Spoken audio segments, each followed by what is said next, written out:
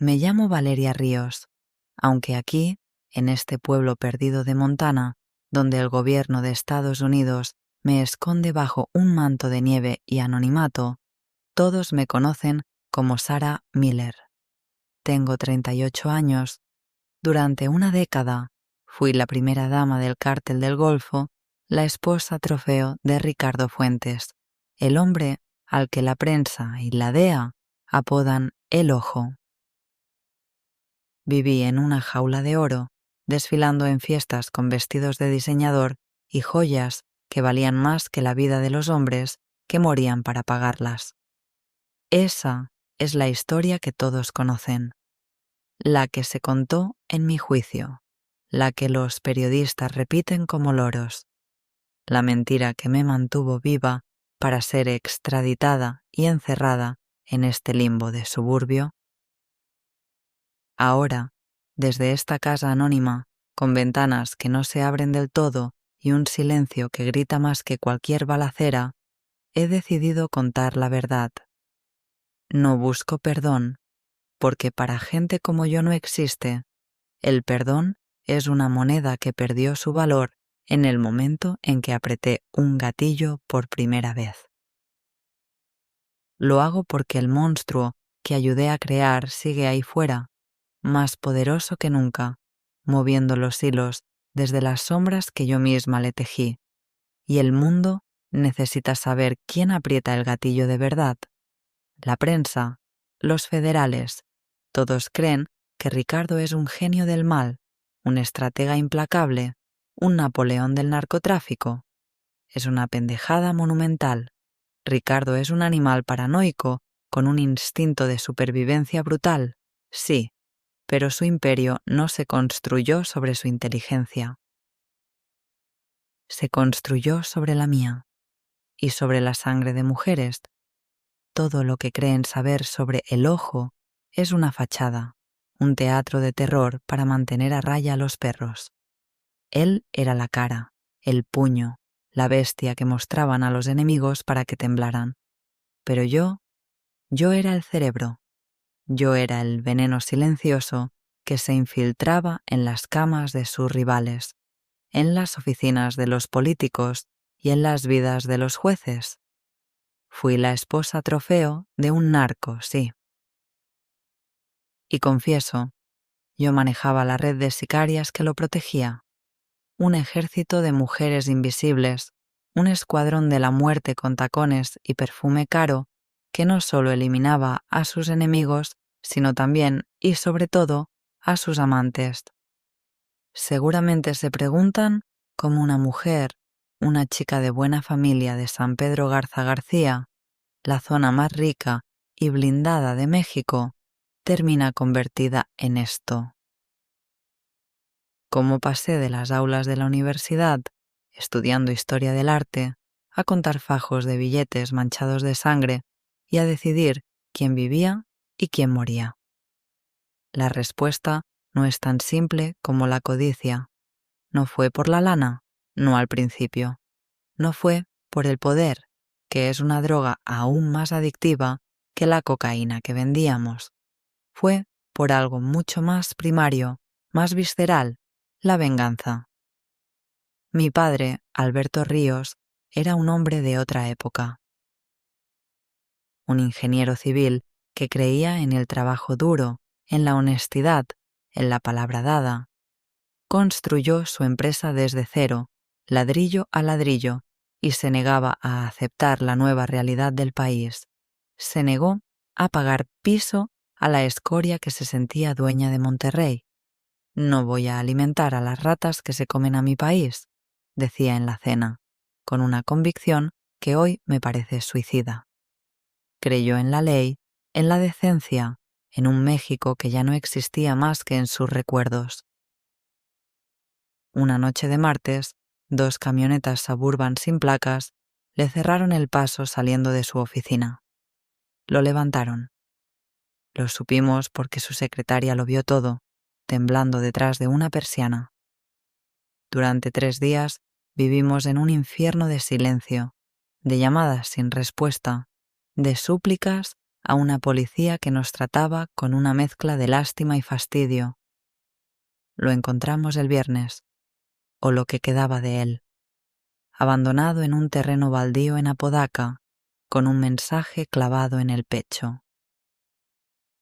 No voy a describir los detalles, solo diré que lo que le hicieron fue un acto de una crueldad diseñada para aterrorizar, para dejar claro quién mandaba. La policía no hizo nada. Llenaron un informe, nos dieron el pésame y archivaron el caso antes de que termináramos de enterrarlo. El ejército miró para otro lado. El Estado, ese ente abstracto que se supone debe protegerte, nos abandonó a nuestra suerte. En el funeral, mientras mi madre se deshacía en un llanto silencioso que me partía el alma, yo sentí como algo dentro de mí se congelaba. La tristeza se evaporó y fue reemplazada por una rabia fría, dura como el diamante. Se solidificó hasta convertirse en una piedra de hielo afilada en el centro de mi pecho. En ese momento, mientras veía cómo la tierra cubría el ataúd de mi padre, juré que los hombres que Tosacue hicieron eso pagarían. No en una corte corrupta, no en una cárcel que era su hotel. Pagarían con la misma moneda. Un amigo de la familia, un abogado de esos que tienen más secretos que expedientes, me habló de un hombre que estaba subiendo como la espuma, un tipo que no le tenía miedo a nadie y que estaba limpiando la plaza de la escoria que mató a mi padre, que eran los restos de un cártel en decadencia. Su nombre era Ricardo Fuentes, alias El Ojo. Me consiguió una reunión. Fui a un restaurante de lujo en Calzada del Valle, vestida de luto riguroso. Él estaba en una mesa al fondo, rodeado de 4 gorilas que parecían esculpidos en granito. No era el típico narco con botas de piel exótica y cadenas de oro. Vestía un traje italiano a la medida, discreto. Su única joya era un reloj Patek Philippe que valía más que mi casa. Pero lo que me impactó fue su mirada. Unos ojos oscuros, penetrantes, que te desnudaban el alma. Veían el miedo, la rabia, la desesperación. No le pedí dinero ni protección. Fui directa. «Quiero un nombre», le dije. «El nombre del cabrón que dio la orden de matar a mi padre». Me miró fijamente durante un minuto que pareció una eternidad. El silencio en la mesa era absoluto. Luego sonrió, una sonrisa sin alegría, una mueca de reconocimiento. Vio en mí el mismo hielo que habitaba en él. «El nombre tiene un precio, niña», dijo, con una voz suave, pero con un filo de acero. «No tengo dinero», respondí. «No te estoy pidiendo dinero», replicó, y su mirada recorrió mi cuerpo, deteniéndose en mis ojos. No fue una mirada de deseo, fue una mirada de tasador, de alguien que calcula el valor de un activo. Entendí el pacto. Mi vida, mi cuerpo, mi alma, a cambio de un nombre, a cambio de justicia. La única justicia que quedaba en ese país podrido. Acepté. Ese fue el principio del fin, o el fin de mi principio. La muerte de la Valeria que fui y el nacimiento de la mujer que soy ahora. Mi bautismo de fuego no fue lo que esperaba. No me pidió que me acostara con él. Aún no. Ricardo era más inteligente, más sutil. Quería probar mi valía, mi temple, ver si la rabia en mis ojos era genuina o solo el berrinche de una niña rica. Una semana después de nuestro encuentro, uno de sus hombres me entregó un sobre Manila en el estacionamiento de un centro comercial. Dentro había una foto, una dirección y la llave de un coche, un Sentra discreto y sin reporte de robo. En la foto estaba él, el hombre que ordenó la muerte de mi padre. un comandante de la policía judicial corrupto hasta la médula, un tal Armando Trejo, la cara de la impunidad. El sobre también contenía una pistola, una Glock 19, fría, pesada, terriblemente real en mi mano, y una nota con instrucciones simples. Está cenando en el Gallo de Oro con su amante. Tienes una hora. Demuestra que no eres solo palabras. No era una petición, era una prueba de iniciación. El corazón me martilleaba en el pecho como un animal enjaulado, pero mi mente estaba extrañamente clara, enfocada. El odio era un tranquilizante poderoso. Conduje hasta el restaurante, un lugar de mariscos con música de banda a todo volumen. Me estacioné al otro lado de la calle, en la oscuridad, y observé.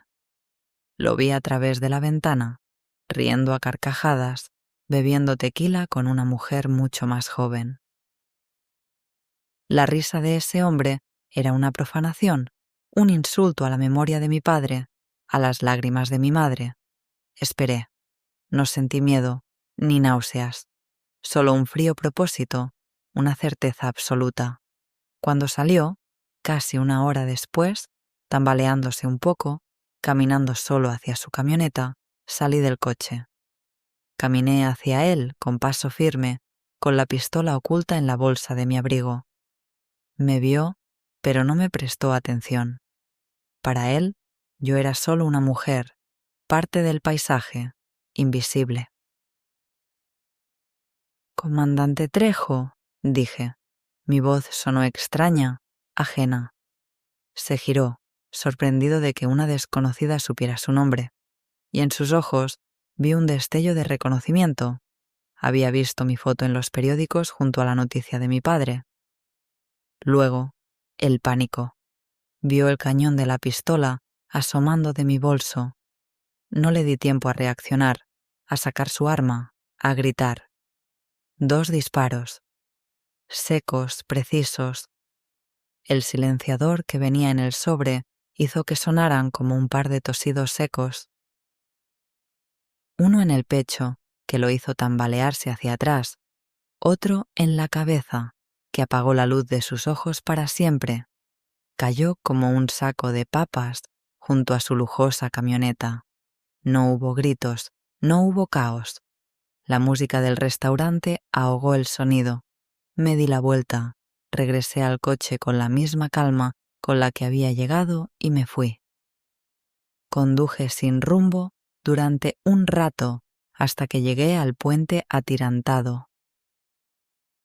Detuve el coche, desarmé la pistola como me habían enseñado unos videos que busqué en internet y la arrojé pieza por pieza al río Santa Catarina. Cuando llegué a la casa de seguridad que Ricardo me había asignado, él estaba allí, esperándome, sentado en un sillón de piel con una copa de whisky en la mano.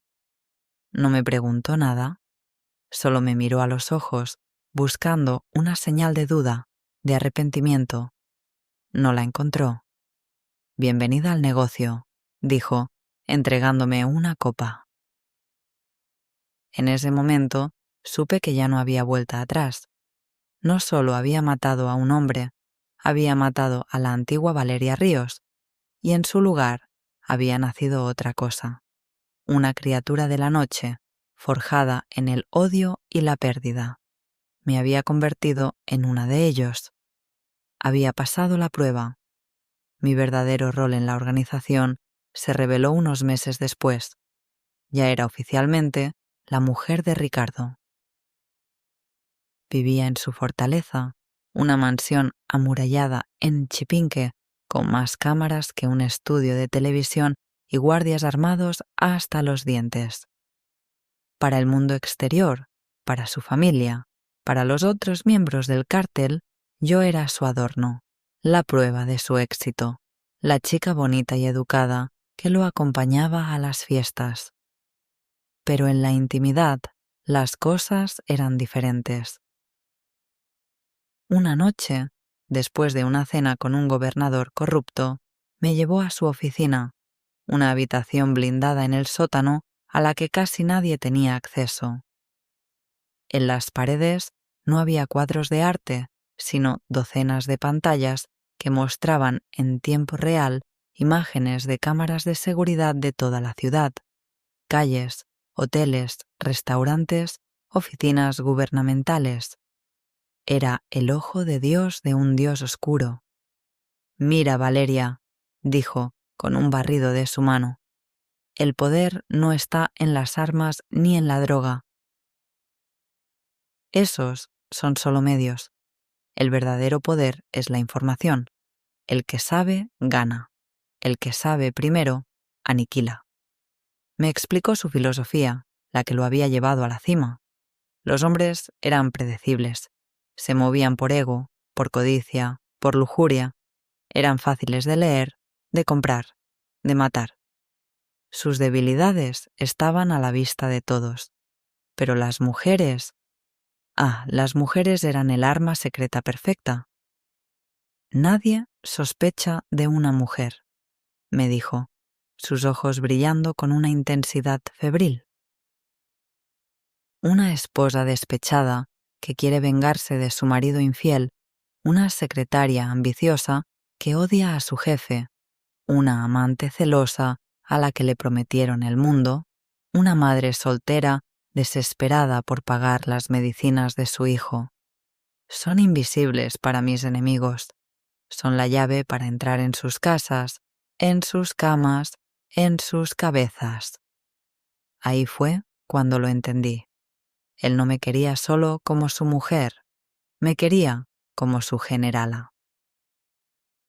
Me encargó una tarea que nadie más podía hacer: crear y dirigir una red de espías y asesinas, un escuadrón de élite exclusivamente femenino. Mi primera recluta fue la esposa de un político local que nos estaba causando problemas con unos permisos de construcción. La estudié durante semanas. Supe que su marido la engañaba, la humillaba, la trataba como a un cero a la izquierda. Me acerqué a ella en un salón de belleza de lujo. No le ofrecí dinero. Eso habría sido un insulto. Le ofrecí algo mucho más valioso: dignidad, venganza. Le mostré un folder con fotos de su marido con su joven amante en un viaje a Cancún que se suponía era de negocios. Vi el odio puro en sus ojos. «Puedo hacer que esa zorra desaparezca de su vida para siempre», le dije en voz baja. «A cambio, solo necesito que escuches, que me digas lo que tu esposo habla por teléfono por las noches, con quién se reúne».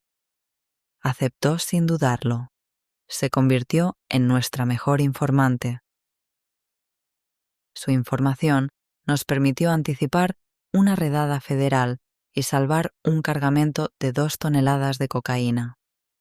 Ricardo estaba impresionado. Me dio carta blanca y un presupuesto ilimitado. Empecé a reclutar. Buscaba mujeres rotas, mujeres con hambre, mujeres inteligentes y resentidas, con un mundo de hombres que las había marginado. Encontré a Daniela, una exteniente de los Gafes, las fuerzas especiales del ejército, expulsada por insubordinación. Era una máquina de matar, experta en armas y combate cuerpo a cuerpo. Encontré a Sofía, una psicóloga con una mente retorcida, capaz de manipular a cualquiera. Encontré a Carolina, una contadora que había sido despedida de un banco por descubrir un fraude de sus jefes. Ella podía rastrear dinero y personas como un sabueso. Las entrené yo misma en una casa de seguridad en las afueras de la ciudad. No solo a disparar. Les enseñé a seducir, a manipular, a mentir, a ser fantasmas, a usar el prejuicio de los hombres en su contra. Las llamábamos las avispas, porque picaban una vez, de forma letal, y luego desaparecían en el aire. Nuestro primer gran golpe como unidad fue contra un cartel rival de Juárez. Su líder, apodado El Fantasma, era un tipo escurridizo, paranoico. imposible de llegar a él. Pero tenía una debilidad: las modelos colombianas. Envié a Daniela y a Sofía a una fiesta privada en su rancho en Chihuahua. Se hicieron pasar por modelos contratadas para el evento. Durante 2 días se ganaron su confianza. En la segunda noche, mientras Daniela lo distraía en su habitación, Sofía, haciéndose pasar por una camarera, le llevó una copa de champaña. Dentro, una dosis indetectable de un veneno que habíamos conseguido de un ex agente de la KGB.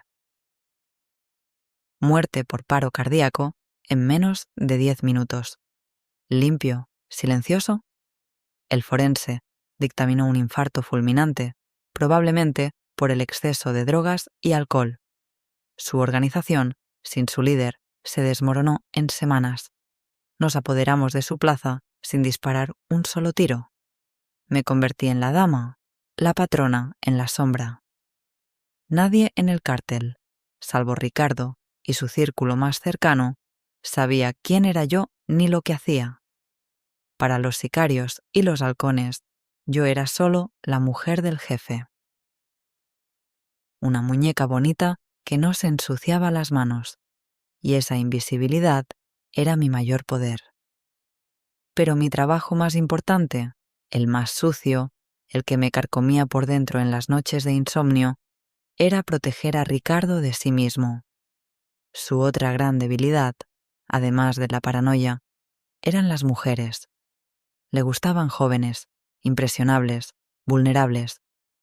Las coleccionaba como si fueran trofeos exóticos, y cada una de ellas era un riesgo de seguridad andante. Una amante despechada podía hablar con la prensa. Una amante ambiciosa podía venderlo a un cartel rival o a la DEA. Mi trabajo era asegurarme de que eso nunca pasara. Cada vez que Ricardo se encaprichaba con una nueva, mi equipo se ponía en marcha. Las avispas hacían una investigación exhaustiva. Familia, amigos, pasado, deudas, exnovios, todo. Si pasaba el filtro inicial, la dejábamos estar, pero siempre bajo estricta vigilancia. Teníamos micrófonos en sus apartamentos, rastreadores GPS en sus coches, cámaras ocultas en sus habitaciones. Sabíamos qué comían, con quién hablaban, qué soñaban. Eran mariposas en un frasco de cristal y yo sostenía la tapa. Y cuando Ricardo se cansaba de ellas, o cuando alguna se volvía un problema, empezaba a hacer demasiadas preguntas, a exigir más de la cuenta, a amenazar, yo daba la orden. El protocolo era siempre el mismo: discreto, eficiente, sin dejar rastro. Un accidente de coche en una carretera solitaria. Un suicidio por desamor, con una nota de despedida convincente escrita por Sofía. Una desaparición misteriosa, como si la tierra se la hubiera tragado. Nunca dejábamos un cuerpo, si podíamos evitarlo. Borrábamos su existencia. Recuerdo a una en particular, una cantante de un bar de mala muerte. Se llamaba Melissa. Era hermosa, con una voz que te rompía el corazón. Ricardo se obsesionó con ella. Le compró un condominio de lujo en Valle Oriente, un coche deportivo, la llenó de regalos. Pero Melissa era lista y avariciosa. Empezó a grabar sus conversaciones con él, conversaciones en las que Ricardo hablaba de negocios, de nombres, de fechas. Pensó que tenía un seguro de vida. Pobre ilusa. Una de mis chicas, infiltrada como su empleada doméstica, encontró las grabaciones digitales. Esa misma noche, mientras Melissa dormía, Daniela y otra avispa entraron en su apartamento con una llave que les había dado la doméstica. Usaron un cojín para silenciar el disparo de una .22. La envolvieron en plástico y la sacaron por la puerta de servicio. Su coche apareció abandonado cerca de la frontera días después. Su cuerpo nunca fue encontrado. Al día siguiente, Ricardo preguntó por ella. Tuvo que volver a su pueblo. Su madre estaba muy enferma, le dije, sin pestañear, mientras le servía el café. Él asintió, un poco decepcionado, y para la noche ya estaba buscando en su agenda el teléfono de otra. Ni siquiera sospechó. Yo era la jardinera de su vida secreta, podando las malas hierbas antes de que pudieran crecer y enredarse en nuestro imperio. Eliminé a más de una docena de mujeres de esa manera. No siento orgullo, pero tampoco remordimiento. Era un trabajo, era control de daños. En nuestro mundo, los sentimientos son un lujo que te puede costar la vida. Yo me aseguré de que el corazón de Ricardo, o más bien su entrepierna, nunca le costara el imperio. Me convertí en la guardiana de sus secretos, la verdugo de sus errores. Él dormía tranquilo por las noches, porque sabía que yo velaba, no por amor, sino por el negocio, nuestro negocio. El punto de inflexión, el momento en que el castillo de naipes que habíamos construido empezó a tambalearse, llegó con un nombre, Isabela. Era diferente a todas las demás. No era una modelo despampanante ni una cantante ambiciosa. Era una estudiante de arte de la UNAM, joven, culta, de una familia acomodada de la Ciudad de México. Tenía una inocencia, o una muy bien fingida inocencia, que a Ricardo, un hombre que vivía rodeado de podredumbre y traición, le pareció fascinante. Con ella, por primera vez, lo vi bajar la guardia. No la trataba como un objeto, sino como a una persona. Hablaba con ella de cosas que no eran negocios, de libros, de pintura.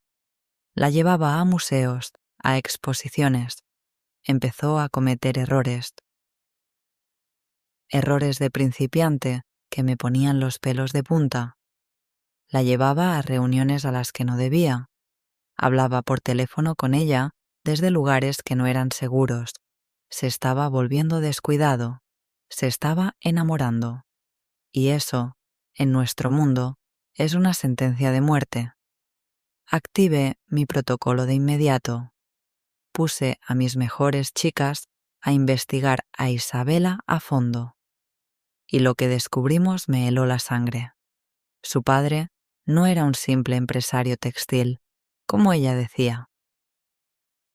Su empresa era una gigantesca tapadera para lavar dinero para el cártel de Sinaloa, nuestros peores enemigos, la gente del Chapo Guzmán.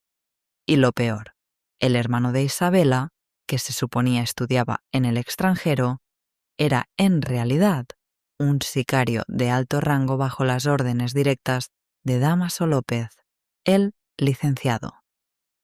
No era una coincidencia, era una trampa. Isabela era un cebo, una yegua de Troya, enviada para infiltrarse en nuestro círculo más íntimo y matarlo. Era la trampa perfecta.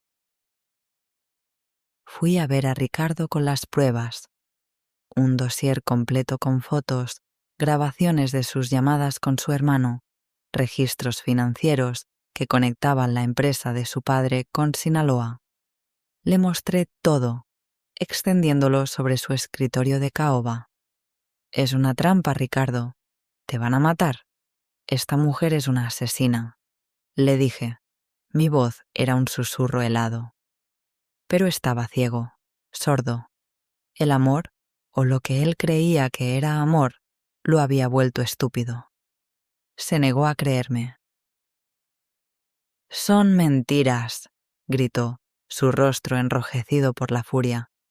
«Estás inventando todo esto porque tienes celos. No soportas verme feliz con alguien que no seas tú». Me abofeteó, con fuerza. Fue la primera vez que me puso una mano encima. En ese instante, mientras el ardor se extendía por mi mejilla, vi el abismo que se abría entre nosotros. Su paranoia, que antes era su mayor defensa, había sido reemplazada por una estupidez sentimental, se había vuelto débil, y un jefe débil es un jefe muerto. Tuve que tomar una decisión, la más difícil de mi vida: protegerlo a él, a pesar de él mismo, y salvar el imperio que habíamos construido juntos, o dejar que una niña bonita nos llevara a la ruina y a la tumba. La elección era obvia. No podía darle la orden a mis chicas de matarla. Ricardo lo descubriría y sería mi fin. Tenía que hacerlo yo misma, de una manera que pareciera un trabajo de otros. Utilicé a uno de mis contactos de más alto nivel en la Marina para tenderle una trampa a Isabela. Filtramos información falsa de que ella estaba a punto de entregar a Ricardo a cambio de protección de la DEA. Una noche, un equipo de fuerzas especiales de la Marina, pagado generosamente por nosotros, allanó el apartamento de seguridad donde Ricardo la había instalado. La abatieron en el enfrentamiento. Fue noticia nacional. Cae operadora financiera de Sinaloa en un tiroteo en Polanco. Ricardo quedó devastado. Durante semanas fue una sombra de sí mismo. Bebía día y noche, encerrado en su oficina, pero estaba vivo, lo había salvado. Sin embargo, algo se rompió para siempre esa noche. Me miraba con una mezcla de gratitud y terror. Se dio cuenta de lo que yo era capaz de hacer. Se dio cuenta de que mi lealtad no era hacia él como hombre, sino hacia el poder que representaba, hacia la estructura que yo misma había creado. Y por primera vez en 10 años, creo que me tuvo miedo. El miedo es un mal consejero. Y el miedo de un hombre como Ricardo Fuentes es el arma más peligrosa y autodestructiva del mundo. El miedo de Ricardo se convirtió en un veneno que se filtró en cada aspecto de nuestra relación y de nuestro negocio. Empezó a verme no como su socia, su igual, sino como su rival. Una amenaza en su propia casa. Me apartó de las decisiones importantes, de las reuniones del círculo íntimo. Limitó mi acceso a la información. Puso a sus hombres de confianza a vigilarme, a mí, la mujer que controlaba la red de vigilancia más sofisticada del país. Fue un insulto, pero también una advertencia clara, como el agua. Yo sabía demasiado. Me había vuelto indispensable y, por lo tanto, peligrosa. Era un activo que se había convertido en un riesgo. La gota que derramó el vaso, la que me hizo entender que mi sentencia de muerte ya estaba firmada, fue una orden directa que me dio. Un agente de la DEA, un gringo testarudo llamado Miller, se estaba acercando demasiado. Había logrado infiltrar a un informante en nuestra organización y había decomisado un par de cargamentos importantes en la frontera. Ricardo estaba furioso, humillado. «Quiero que lo quiebres», me ordenó una noche, con los ojos inyectados en sangre por el whisky y la rabia. Pero no a él, a su familia. Quiero que su esposa y sus 2 hijos desaparezcan. Quiero que le mandes sus dedos por paquetería. Quiero que sufra, que sepa que con nosotros no se juega. Me quedé helada. Un frío glacial me recorrió la espalda. Había matado, había ordenado matar, había torturado. Pero siempre había habido una línea, una regla no escrita, incluso entre monstruos como nosotros. Los niños no se tocan. Los civiles inocentes, las familias, estaban fuera de los límites. Era un código, no por moralidad, sino por pragmatismo. Matar a la familia de un federal gringo no solo era cruel, era estúpido. Atraería una atención que no necesitábamos, una cacería humana por parte de los Estados Unidos con recursos ilimitados. Sería el principio del fin. No lo haré, le dije, mi voz firme. Es un error estratégico. Nos traerá el infierno encima. Sus ojos se oscurecieron. Se levantó y se acercó a mí hasta que pude oler el alcohol en su aliento. No te estoy preguntando, te estoy dando una orden. O la cumples, o la próxima familia que desaparezca será la tuya, los pocos que te quedan. Miré a los ojos del hombre con el que había compartido mi cama durante 10 años y no vi nada. Solo un vacío, un agujero negro de poder y paranoia. En ese instante supe que mi tiempo se había acabado. Ya no era un activo, era un cabo suelto. Si me negaba, me mataría. Si obedecía, cruzaría la única línea que me quedaba y me convertiría en un monstruo absoluto. Y aún así, probablemente me mataría después para borrar al testigo de semejante atrocidad. Solo había una salida: desaparecer. Empecé a planificar mi huida en secreto. Tenía mis propios recursos, mi propia red leal a mí. Tenía millones de dólares escondidos en cuentas en paraísos fiscales, pasaportes falsos con varias identidades, casas de seguridad en Europa y Sudamérica que ni Ricardo conocía. Las avispas me eran leales a mí, no a él.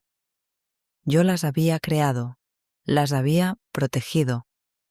Durante semanas moví mis piezas en secreto, preparándome para el golpe final. Iba a llevarme una buena parte de nuestro dinero y a desaparecer para siempre. Pero subestimé su paranoia. Subestimé al ojo. Él siempre estaba mirando. La noche de mi escape fue la más larga y aterradora de mi vida. Había desactivado parte de su sistema de seguridad, usando los códigos de anulación que yo misma había diseñado. Salí de la fortaleza con una pequeña maleta que contenía lo esencial y $2 millones en efectivo. Mi plan era conducir hasta la costa de Veracruz, tomar una lancha rápida y luego un yate que me llevaría a aguas internacionales, donde un avión privado me esperaba para llevarme a Suiza. Todo estaba cronometrado al milímetro. Pero a los 20 minutos de salir, mientras conducía por una carretera solitaria, supe que algo iba terriblemente mal. 2 camionetas negras sin placas aparecieron en mi espejo retrovisor y comenzaron a seguirme. No eran de la policía ni del ejército. Eran sus hombres, su guardia personal. El cabrón lo sabía. De alguna manera, lo había sabido todo el tiempo. Había estado un paso por delante de mí. Empezó una persecución a vida o muerte por las carreteras secundarias de Tamaulipas. Conducía como una loca, a casi 200 kilómetros por hora en la oscuridad, con el corazón en la garganta y el sabor metálico del miedo en la boca. Sabía que no me querían viva. Una traición como la mía solo se pagaba con plomo. Logré que una de las camionetas se saliera del camino en una curva cerrada, pero la otra se mantuvo pegada a mi parachoques, embistiéndome. Las balas empezaron a impactar en la carrocería blindada de mi vehículo. El parabrisas se estrelló. Forcé el motor, tratando de llegar a un pueblo donde pudiera perderme entre la gente. Pero entonces, adelante, vi las luces rojas y azules intermitentes. Un retén de la Marina. Por un segundo, sentí un absurdo alivio. Pero el alivio se convirtió en terror puro cuando vi quién estaba al mando del operativo, bajándose de un vehículo oficial. Era el mismo capitán que había abatido a Isabela. Estaba en la nómina de Ricardo. Era otra trampa. Frené en seco. La camioneta de los sicarios me cerró el paso por detrás. Estaba atrapada. Salieron de los vehículos apuntándome con sus rifles de asalto. No me dispararon. El capitán se acercó a mi ventana y golpeó con los nudillos. Valeria Ríos, está usted detenida por delincuencia organizada, narcotráfico y homicidio en grado de tentativa. Vi la sonrisa de satisfacción en su rostro corrupto, y lo entendí todo. El plan maestro de Ricardo. No iba a matarme. Eso sería demasiado sucio, demasiado complicado, dejaría preguntas. Tenía un plan mucho más brillante, más perverso. Me iba a entregar. Me iba a usar como chivo expiatorio, como un trofeo para el gobierno mexicano, que necesitaba una victoria mediática. Le entregaría a su esposa criminal a cambio de inmunidad, de que lo dejaran en paz para operar. Se desharía de mí, limpiaría su imagen pública y se consolidaría en el poder, todo en una sola jugada maestra. Mientras me sacaban del coche a rastras y me ponían las esposas, tan frías que quemaban, miré al cielo nocturno y me reí. Una risa amarga, rota, la risa de un animal atrapado.